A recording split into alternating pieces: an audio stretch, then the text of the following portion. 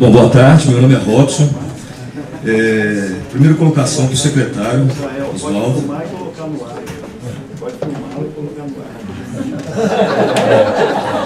Já fez a campanha, né?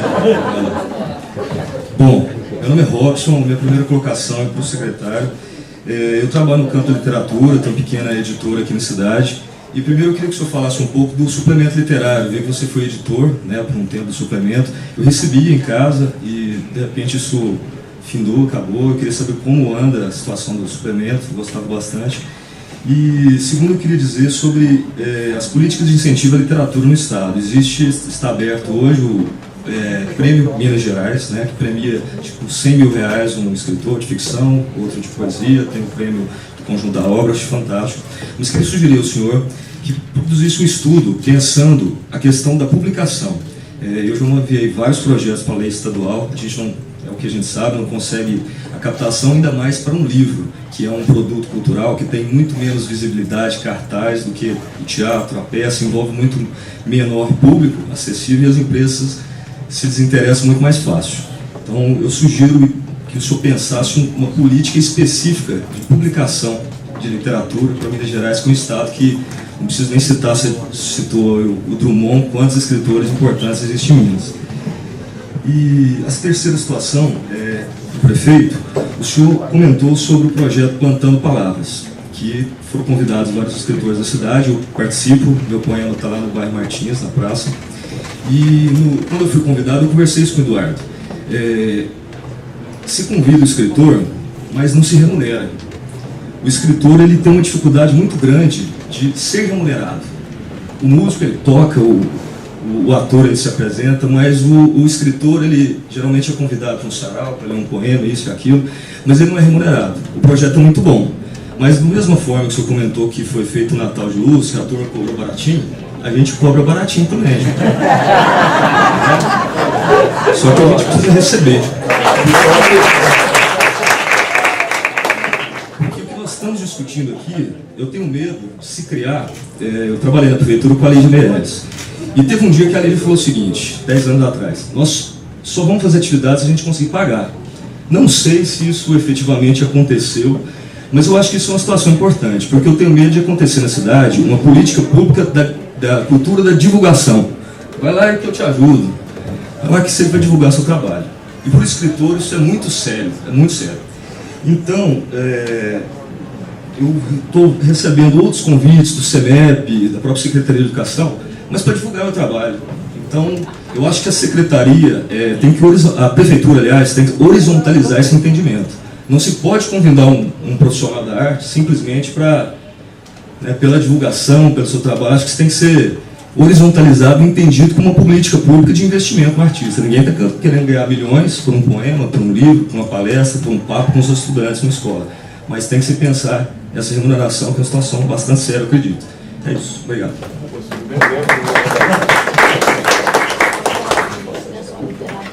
Eu quero lembrar que o suplemento literário de Minas Gerais foi criado em 1966 pelo escritor Murilo Rubião, no governo Israel Pinheiro, e foi, até durante o regime de ditadura, um foco de resistência na barriga do Minas Gerais, um dos casos singulares de resistência cultural no Brasil, porque dentro do Diário Oficial se fez um jornal de vanguarda, mais ou menos como os modernistas já tinham feito do próprio Minas Gerais nos anos 30. O suplemento, o que eu soube é que eles não enviaram as últimas edições porque não tinha dinheiro para a postagem. Mas se você não recebia mais há mais tempo, é só você se comunicar, porque o sistema do suplemento sempre foi esse, selecionando autores, pessoas que queriam receber, pessoas que manifestavam interesse em receber e diziam porque são escritores, poetas, etc. Então, eu acho que se você entrar em contato com o suplemento, você volta a ser inscrito lá na lista de pessoas que recebem o suplemento. Nós vamos dar muito destaque a ele, já preparar a comemoração do cinquentenário no ano que vem, que é também o centenário de nascimento do escritor, do contista Murilo Rubião, que foi o primeiro editor do suplemento literário em 66, faz 100 anos, em 2016. Depois, nesse mês, em um mês de secretário, eu já recebi numerosos editores, pessoal que mais se mobilizou, por causa de feira de livro, salão do livro, bienal do livro. Foi criada uma liga de autores mineiros, existe Liga de Autores Mineiros. São escritores independentes que publicam seus livros, têm aquele sonho de publicar um livro, e eles descobriram que publicar um livro não é tão difícil assim. Difícil é distribuir o livro depois. Muitos ficam com 1000 volumes em casa, porque eles não sabem como fazer esse livro chegar às livrarias e aos leitores. Depois eles mesmos vão andando pelo interior, nas feiras de livros, que existem muitas em diversas cidades, e gastam dinheiro com isso e tudo, então não sabem como. Viram que se articularem, vão ter mais êxito na distribuição. Essa Liga de Autores Mineiros já está direcionada para um sistema de distribuição dos livros. Nós estamos conversando sobre isso. Já vou fazer uma reunião com eles na Biblioteca Pública Estadual para dar mais divulgação à ideia da Liga dos Autores Mineiros. Existem feiras de livros infantis, feiras de livros por toda parte, muita coisa concentrada em Belo Horizonte. E há um grupo de editores, eu já recebi tanto um grupo de editores mineiros, vários em Belo Horizonte, tanto de literatura em geral, quanto também de literatura infantil. Já recebi 10 editoras de literatura infantil, tendo à frente o Tião Nunes, o famoso poeta Sebastião Nunes, que mora em Sabará, e tem a edição do Bolso, ele fez a edição do Bolsinho para a literatura infantil, todos também procurando apoio, estímulo para fortalecimento da editora mineira, porque isso é também economia criativa, é uma indústria cultural, e a difusão do livro mineiro, a divulgação do livro, especialmente no interior, há um grande número de editoras ou de livros que são publicados, e a gente acaba não tendo conhecimento disso. Nós estamos muito empenhados, estou recolhendo sugestões, nós vamos definir um programa de apoio ao livro e à leitura, e também às bibliotecas públicas. Muitas vezes os municípios põem a biblioteca pública na Secretaria da Educação, por causa do recurso, mas ela tem que ter um compromisso com a cultura, quer dizer, ela não pode fechar nas férias escolares, ela é biblioteca pública cultural municipal, ela não é biblioteca escolar, embora ela esteja no âmbito da Secretaria Municipal de Educação, mas ela tem que cumprir, nós estamos pedindo isso aos prefeitos, para cumprir um programa de cultura, é uma biblioteca viva. Minas Gerais tem hoje cerca de 750 municípios com uma biblioteca municipal. Nós vamos trabalhar para completar isso, faltam 100. Nós vamos seguramente agora, nesses 4 anos, fechar pelo menos uma biblioteca em cada município. Eu quero dizer que nós estamos trabalhando exatamente para padronizar, né? Nos eventos, né? Carnaval, o Roberto está aqui, todo mundo que está trabalhando no Carnaval, inclusive começa hoje nos distritos, né? Primeira vez vamos ter carnaval nos distritos, com equipamentos da prefeitura, com bandas que vão, todas remuneradas. Não tem ninguém que vai lá fazer, reconhecendo exatamente a importância. O Natal já é assim, e agora no mês de março nós temos o projeto Mulheres Alfas, que nós começamos, também todos os eventos e todos os artistas que estão sendo convidados para participar do projeto, também todos remunerados. Eu vou levar isso para as outras secretarias também, para que a gente tenha uma condição de padronização, que eu acho que é correto, né? É isso o esforço que a gente está fazendo, né? E, ao mesmo tempo, tem coisas que a gente tem que conversar. Por exemplo, nós criamos aqui a leitura no ponto, nas nossas estações nos ônibus, né? Então já tem artistas já na biblioteca dentro da estação de ônibus. Então, a pessoa pega, leva o livro, então tem uma campanha de doação, né, que está sendo feita, né, e tem artistas que já estão lançando o livro dentro da estação. Né, então, as coisas devagar a coisa começa a ganhar ritmo, né, mas pode ter certeza que nós vamos estar encaminhando esse processo. Por favor. Boa tarde a todos e a todas. Meu nome é Alexandre Molina, a minha área de atuação é dança, eu sou professor do Instituto de Artes, curso de dança na Universidade Federal de Uberlândia. Também faço parte do Conselho Municipal na área da dança e no Conselho Estadual eu sou suplente das áreas de circo e dança, porque no Estado essas duas áreas ainda atuam conjuntamente, o que para nós, inclusive, na minha perspectiva, ainda é uma incoerência em relação ao que acontece na esfera federal e nas esferas municipais, como é o caso de Uberlândia. A importância, tanto para o circo como para a dança, de que nós tenhamos um acento específico, porque somos áreas que dialogamos, obviamente, como todas as outras áreas, mas nós temos as nossas especificidades, e é fundamental que a gente tenha a garantia de poder discutir e também votar, decidir a partir das nossas áreas específicas. Eu gostaria de fazer um comentário antes de colocar a minha pergunta, a partir da fala do secretário. Uberlândia é reconhecida pelo seu polo industrial, ela tem uma das maiores arrecadações do estado de Minas, porém nós não contamos com nenhum equipamento cultural gerido pelo governo do estado em nossa cidade, né? Nós sabemos da dificuldade que é criar e gerir espaços culturais, mas a gente fica aqui também nessa expectativa de quando é que a gente vai poder contar com o equipamento cultural gerido pelo estado em nossa cidade, né? Eu fico pensando que a gente tem um teatro municipal, que ele tem atendido sobretudo as áreas das artes cênicas, da música também. Nós temos o museu da universidade e as galerias da prefeitura, que tem atendido também de alguma forma as artes visuais, mas nós não temos, por exemplo, um espaço para o cinema, para o audiovisual, né? A gente está vendo aqui mais um cinema sendo fechado na cidade, que é o Cine It aqui em frente, né? Está sendo fechado. E eu fico pensando também de que maneira o governo federal, o governo estadual, juntamente com o governo municipal, poderiam fazer uma articulação com essas instituições privadas que têm trabalhado na administração, por exemplo, de alguns cinemas, né? Salvador conta com um cinema, o antigo cinema Glauber Rocha, que agora ele conta com uma gestão em parceria com o Banco Itaú, né? Então é um museu, é um cinema que está na praça, que está acessível para toda a comunidade. A gente não precisa ficar dependendo dessa indústria do cinema que está dentro dos shoppings das grandes cidades, e esse é o nosso caso. O cinema aqui ele só existe dentro do shopping, infelizmente. Nós temos iniciativas importantes na cidade e de longa data, como por exemplo a mostra de cinema semanal que acontece nesse espaço aqui, mas que ainda assim necessita de ser ampliada, de ser fortalecida e de ser ainda mais valorizada tanto pelo poder municipal como também pela própria cidade, né?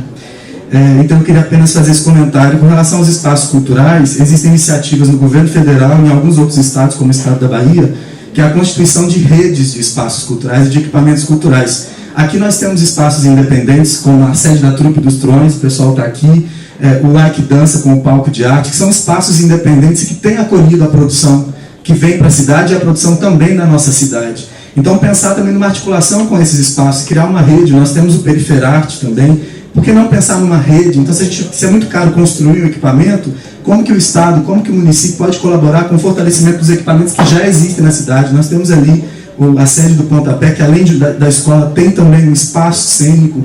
Então, como que a gente pode fortalecer esses espaços e garantir que a produção ela possa, de fato, escoar por toda a cidade, né? Uberlândia é muito grande, mas nós temos muitas regiões que não têm nenhum equipamento cultural. E fica difícil a gente pensar aqui em formação de público, pensar em como que a gente pode ampliar os espaços de difusão se a gente não conta com os equipamentos, né? Então é fundamental. A minha pergunta dialoga com a proposta colocada pelo Calvino aqui. Eu queria ser bem direto nessa minha questão. Nós sabemos que o governo federal, a partir do REUNI, trabalhou intensamente na ampliação das universidades públicas no Brasil, sobretudo as federais. Nós tivemos com isso um crescimento nos cursos de artes no Brasil, nos cursos que formam professores e que formam também artistas em bacharelado. O Uberlândia é um deles. Nós contamos hoje com as 4 linguagens que são as linguagens que fazem parte da estrutura do ensino superior: dança, teatro, música e artes visuais. Nós temos essas 4 linguagens aqui.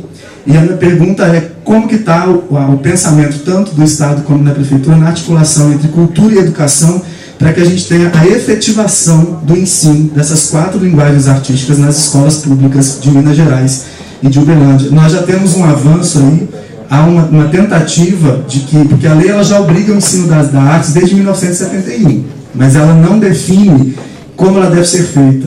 E já existe aí uma proposta, assim como a música avançou, a proposta é que nós temos as 4 linguagens garantidas no ensino público no Brasil. Mas a gente precisa que, para isso, a gente tenha concurso público específico para a contratação de professores específicos para trabalhar nessas 4 linguagens também. A gente não trabalha mais com a lógica do professor polivalente. Nós temos as especificidades de cada uma dessas áreas e é necessário que se tenha profissional qualificado para fazer esse trabalho e condição nas escolas para que esse trabalho aconteça. Então, a minha pergunta ela vai nessa direção. Muito obrigado. Bem, em primeiro lugar, Uberlândia é internacionalmente conhecida como um polo de dança. Os festivais de dança que sempre aconteceram aqui chamam a atenção, e a semana passada eu recebi o grande bailarino e coreógrafo mineiro Rui Moreira, que quer trazer para Uberlândia este ano a edição de um festival que ele faz de danças africanas, inclusive em contato com uma grande escola de dança do Senegal. Já está previsto realizar uma edição em Uberlândia no meio deste ano. E nós vamos procurar dar todo o apoio a essa iniciativa pelo seu alto significado, prefeito. É uma questão que nós já estávamos debatendo sobre isso. Depois, a conclusão do Teatro Municipal aqui será muito importante para a dança, como o Teatro Sebastião Prata, o nosso grande Otelo, será fundamental para o cinema e para as artes cênicas na cidade. Então, eu acho que essas coisas estão bem encaminhadas aqui. O Estado de Minas Gerais tem só uma instituição cultural sediada fora de Belo Horizonte, que é a Fundação de Arte de Ouro Preto, criada também por Israel Pinheiro, que foi um grande governador da cultura, em 1969. Então, o Estado não tem, ele não gere nada, ele não mantém nada no interior, a não ser alguns pequenos museus, como o Museu Guimarães Rosa, em Gordisburgo, o Museu Alfonso de Guimarães, em Mariana.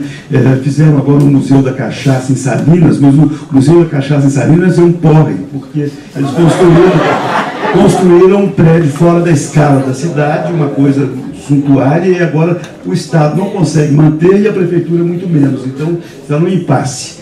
Quer dizer, o Estado não deve chegar lá e fazer uma coisa que ele faz mal. O governo federal também não vai lá e faz. Eu acho que todas essas iniciativas, elas lembram ainda até o regime autoritário. O governo federal, o Ministério da Cultura, tem feito um projeto, a ministra Marta Suplicy se aplicou muito nele, que é dos céus. Eu posso dizer agora que eu já saí do Ministério, eu não via com muito bons olhos esse projeto. Isso me parece o Banco Real, naquele tempo em que ele construía todas as suas agências no Brasil por um mesmo modelo arquitetônico em arco pleno. Você faz um projeto e leva e repete em 450 municípios, não sei, em todos os estados do país, sobra para quem? Para o prefeito. Depois, como é que o prefeito, como é que a prefeitura vai manter o sujeito que projeta o filme, o outro que cuida da sala de artes cênicas, o outro que faz... Então, é preferível você apoiar um ponto de cultura ou um ponto de memória, que é uma iniciativa da comunidade, e que a comunidade vai levar aquilo para adiante e vai ser levado, porque sair construindo alguns 500 ou 600, num país de 5.500 municípios, construir coisas que sobrarão para as prefeituras e são potencialmente ruínas. Agora, quando o município quer, quando um grupo local formula, ele vai lutar, aí ele vai conseguir construir alguma coisa, porque vai correr atrás, tem que nascer do chão local. Aí depois você vai construindo aquilo e chega lá e faz. Como a Uberlândia estabeleceu um itinerário para a dança. Partiu daqui, vocês que falaram, não, dança é uma coisa de Uberlândia, e ficou. Quando você fala em dança no Brasil, em Minas Gerais, você pensa logo em Uberlândia. Isso é que eu acho que é importante. Vocês é que vão construindo, cada comunidade, cada cidade, ela vai definindo quase que a sua vocação e o seu destino nessa área da cultura. E depois nós vamos buscar as parcerias. Eu não vejo, acho que o Estado vai sair construindo equipamentos para a gestão dele, que ele não terá competência para isso.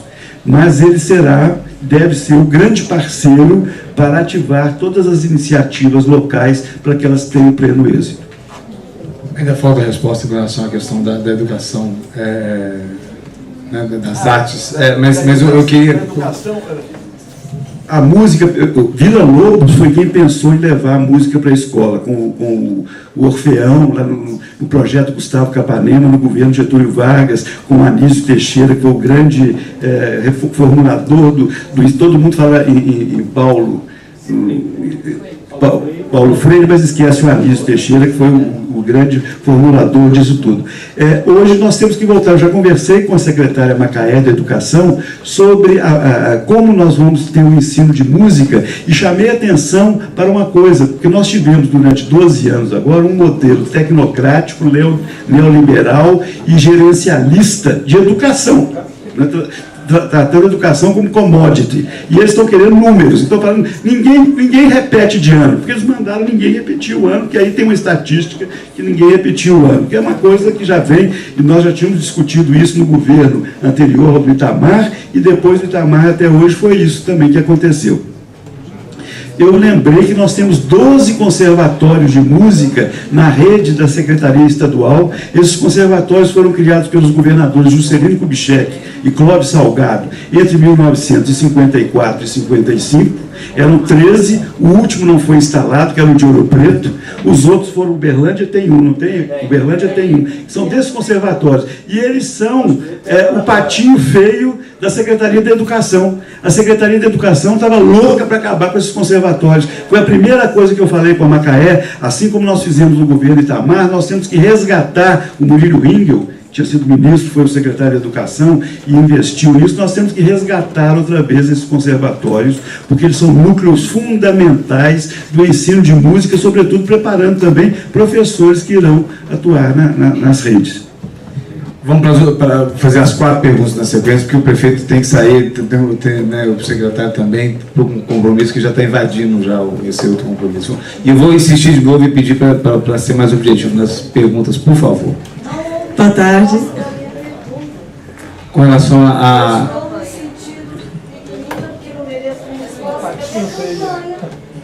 campanha com as empresas. Você já pediu o presidente da TV Minas para gravar seu depoimento? Você já fez a campanha, não? Vamos lá. Boa tarde, meu nome é Cláudia, eu sou violeira e gestora e produtora cultural e atendo municípios da região aqui, associados a Anvale, Anvap e a AMEG. E a minha pergunta é mais uma colocação, na verdade, para o Ângelo Osvaldo, em relação ao ICMS do patrimônio cultural.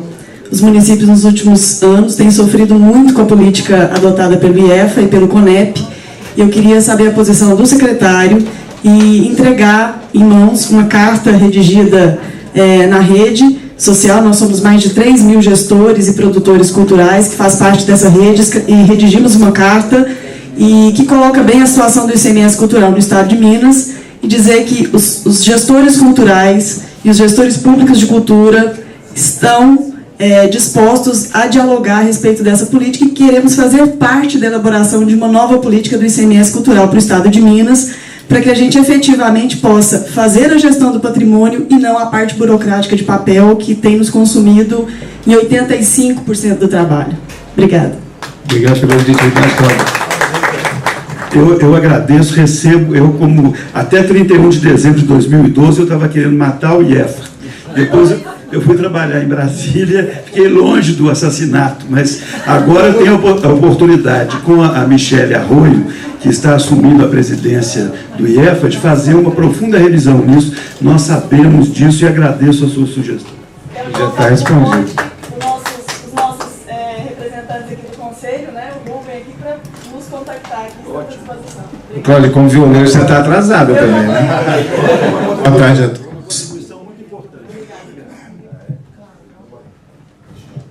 Boa tarde.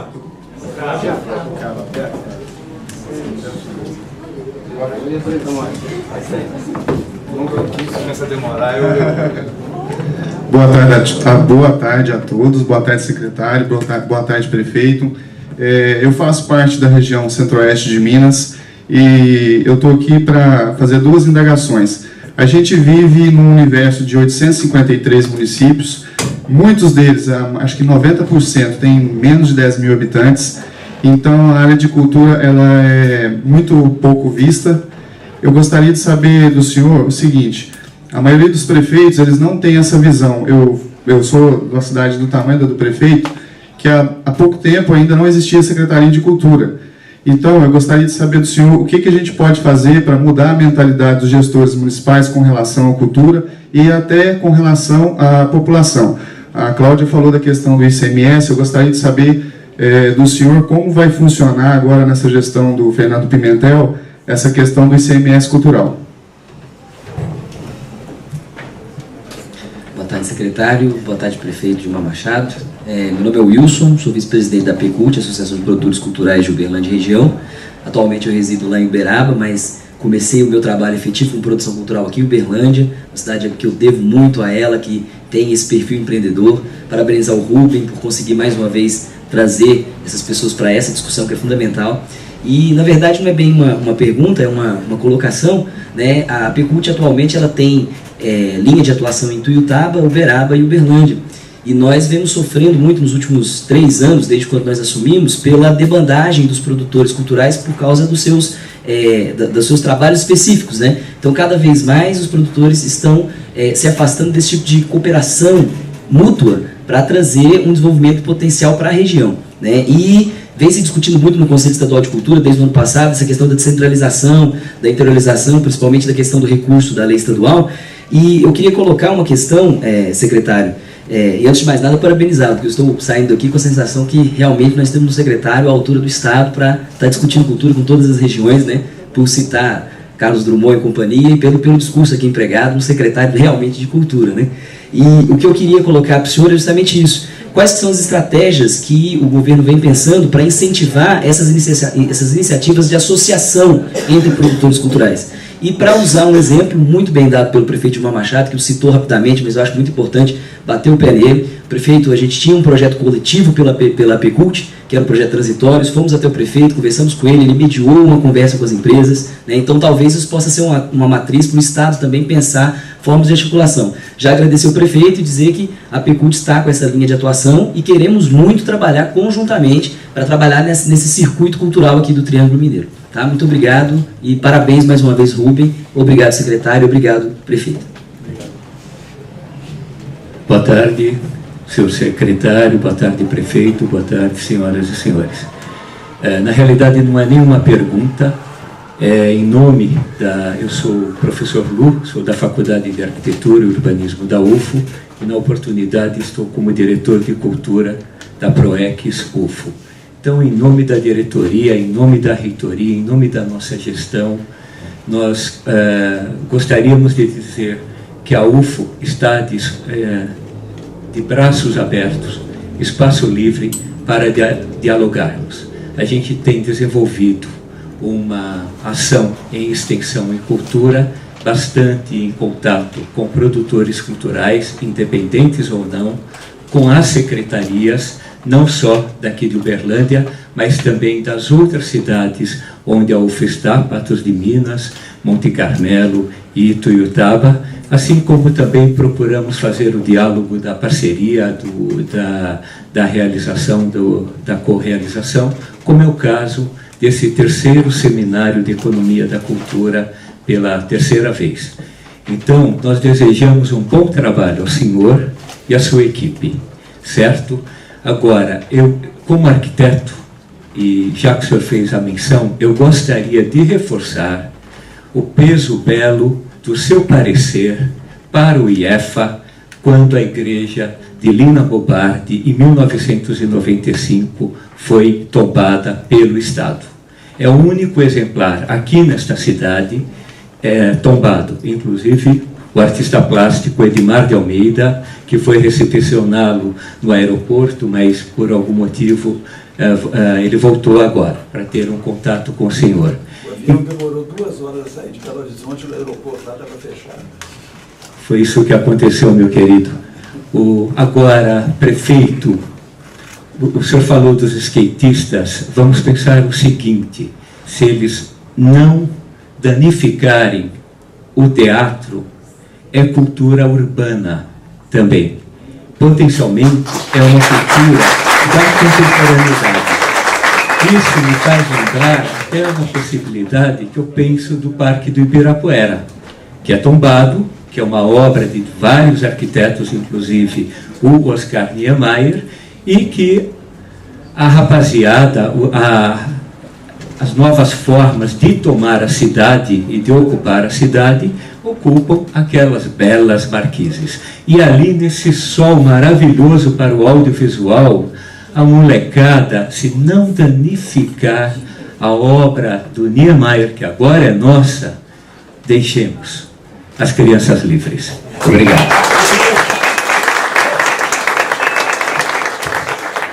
Para finalizar, então, tentando responder, inclusive não esquecendo da pergunta, da questão da campanha do secretário, né, junto aos empresários, e já pediria também para os senhores fazerem um encerramento da fala para a gente poder seguir com o cronograma.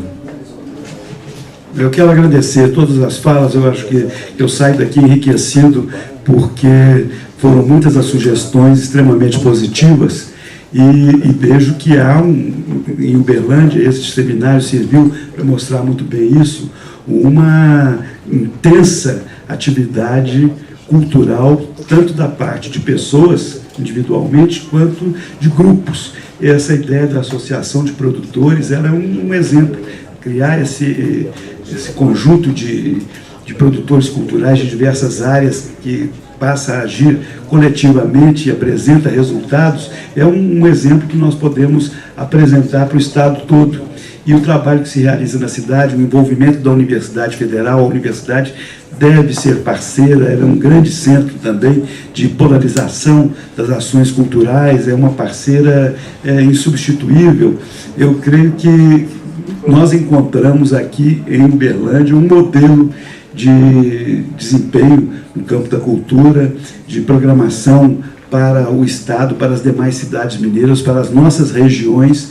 Eu saio muito estimulado, enriquecido nesse início de caminhada, nesse início de jornada. Eu acho que eu vim aqui mais recolher do que distribuir nesse primeiro momento. E fico muito feliz de receber tantas propostas, tantas ideias positivas.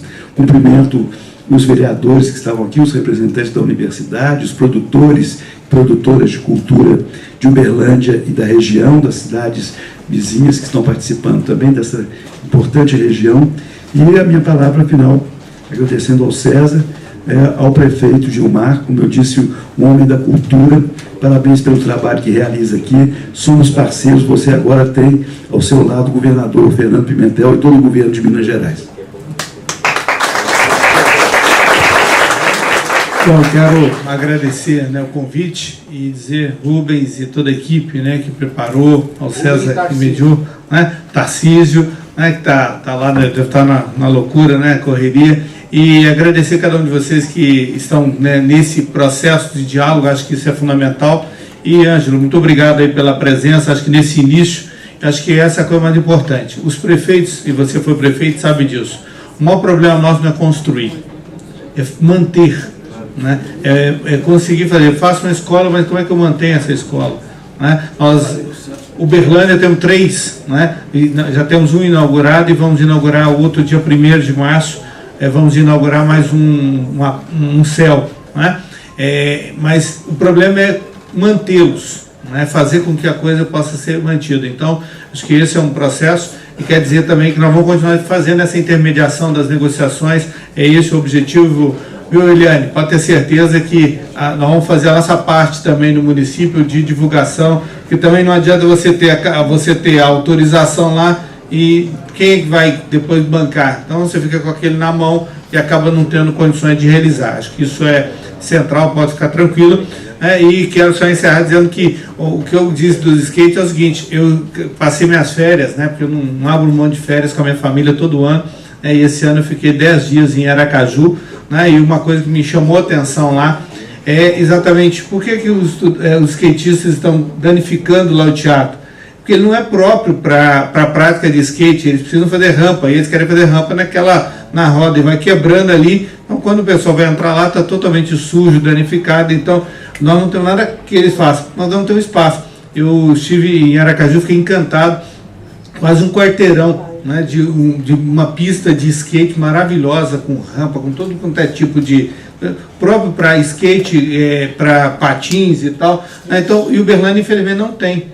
Então, tem um espaço, uma pequena pista ali perto do Parque Sabiá, mas nós vamos realmente ter espaços adequados para que eles possam fazer. E eu voltei de lá convencido que essa é uma dívida que eu também tenho com essa galera, né, que precisa realmente desse espaço. Prefeito, recentemente no Rio de Janeiro foi inaugurado um espaço grande para skatista dentro do Parque do Flamengo, que é um parque tombado, inclusive. Eles construíram lá dentro, tombado pelo IFAM. Então, eu acho que você pode construir um equipamento desse também aqui, vai dar certo. Bom, eu agradeço a presença do secretário Ângelo, do prefeito, o Rubem que vai fazer o encerramento, né, convidando todo mundo para a sequência do evento lá no Sabiazinho. Pessoal, rapidinho, por favor. Eu só queria agradecer porque a gente está encerrando o 3º seminário agora aqui. Nós vamos encerrar a 10ª semana lá no Sabiazinho e eu acho que a gente viveu um momento histórico. Agora, vai depender de todos nós. Será que a gente vai conseguir continuar aglutinado? Essa que é a grande questão, porque daqui a pouco nós corremos o risco de estar todo mundo reclamando, né? Não vamos nos dispersar, gente. Ok? Muito obrigado.